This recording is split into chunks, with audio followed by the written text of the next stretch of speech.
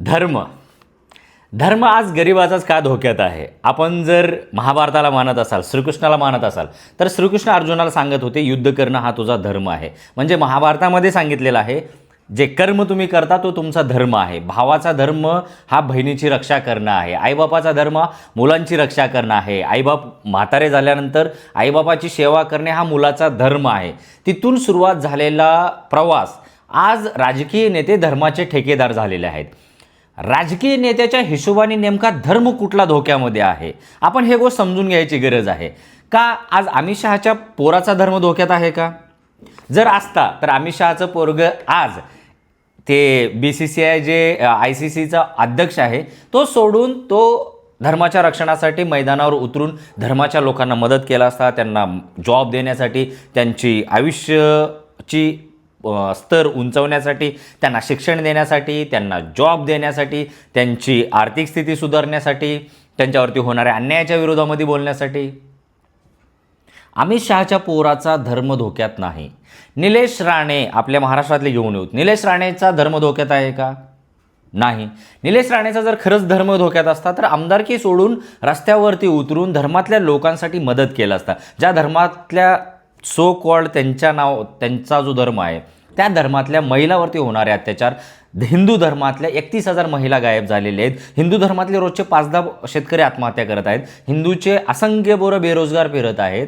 हिंदूंचे आज होणारे वातात हे बघून त्यांना कुठंतरी त्रास झाला नसता. मग ते आमदारकी सोडून वैराग्य पत्करून ह्या धर्मासाठी अहोरात्र कष्ट केलं असते. त्यांची हजारो करोडची प्रॉपर्टी ह्या लोकांच्या सत्कार्यासाठी लावले असते का नाही?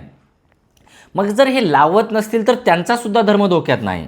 येऊन आपण महेश लांडगेकडं. महेश लांडगे धर्माचे मोठे ठेकेदार झालेले आहेत आज.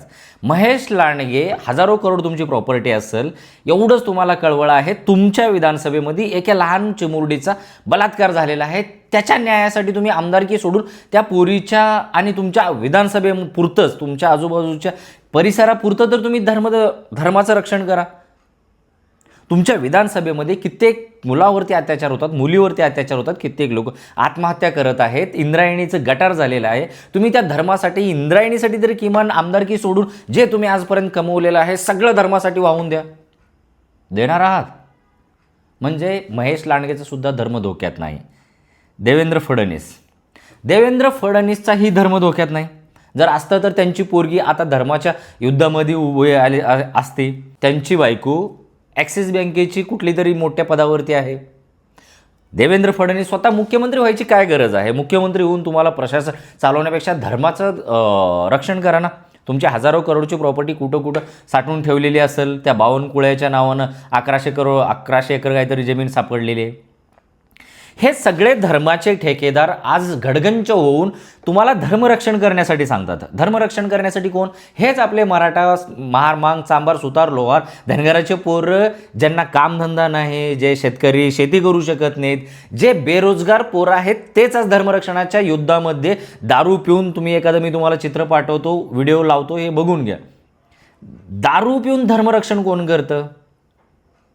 धर्मच रक्षण करायचा. धर्माचीच तुमची जी गौमाता म्हणता तो नितीन गडकरी खाटकाचा धंदा करतो. तो भाजपाच्या कार्यकालमध्ये गायी सगळ्यात जास्त कापल्या जात आहेत. भाजपाच्या कार्यकालमध्ये हिंदूंच्या महिला सगळ्यात जास्त अपहरण होत आहे. भाजपाच्या काळामध्ये हिंदूंच्या मुलीवरती सगळ्यात जास्त अत्याचार होत आहे. भाजपाच्या काळामध्ये हिंदूंचे पोरं सगळ्यात जास्त आत्महत्या करत आहेत. भाजपाच्या काळामध्ये हिंदूंचे शेतकरी सगळ्यात जास्त आत्महत्या करत आहेत. भाजपाच्या काळामध्ये पूर्ण हिंदुस्थानामध्ये 83% युवक बेरोजगार आहेत.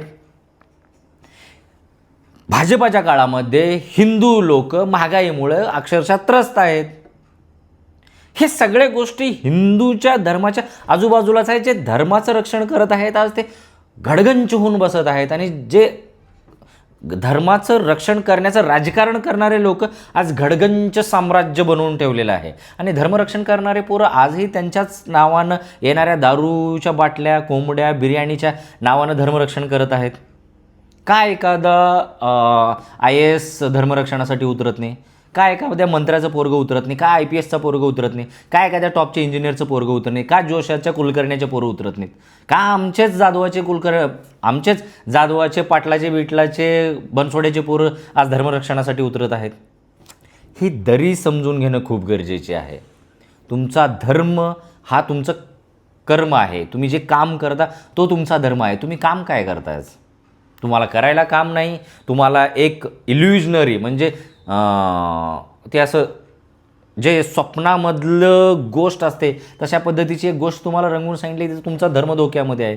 तुम्ही बावळट आहात. जर त्याला धर्माचं रक्षण करायचं आहे तर तो सगळ्यात पुढं दांडकं घेऊन येईल ना. तो धर्माचं रक्षण करत असेल तर तुम्हाला रोजगार देईल ना. त्याला धर्माचंच रक्षण करत असेल तर तुम्ही त्या धर्मातल्या आहात तर तुमच्या बहिणींचं रक्षण कराल ना. त्याला खरंच धर्माचं रक्षण करत असेल तर हजारो शेतकरी मरत आहे, त्या शेतकऱ्यांना तो त्याच्या हिश्श्याचे जे साठवून ठेवलेलं आहे ते देईल ना. त्याला धर्माचं रक्षण करायचं नाही.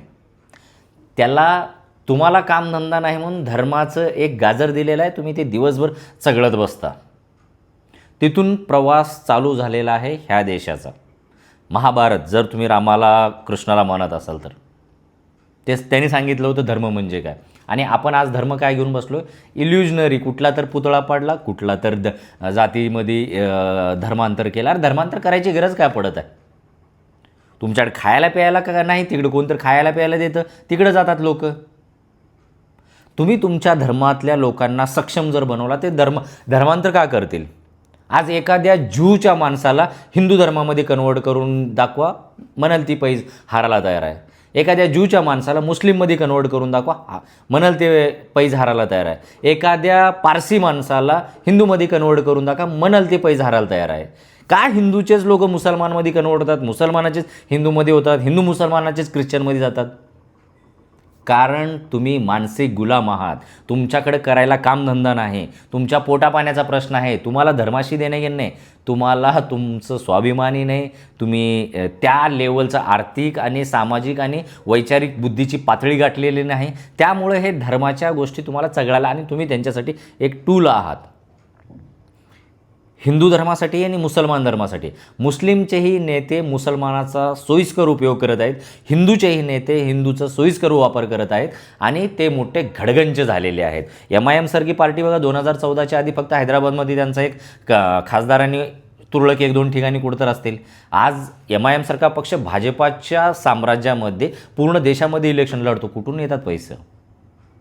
हे हिंदूचं धर्मरक्षण करण्यासाठी आलेले लोक आज सगळ्या हिंदूचं शोषण करून एवढे घडगंज झालेले आहेत. कुठलाही नेत्याकडा हजारो करोडच्या खाली प्रॉपर्टी नाही. ते माकडं खुळकुळं त्याचे 1100 एकर जमीन निघाली एका जिल्ह्यामध्ये, बावनकुळे.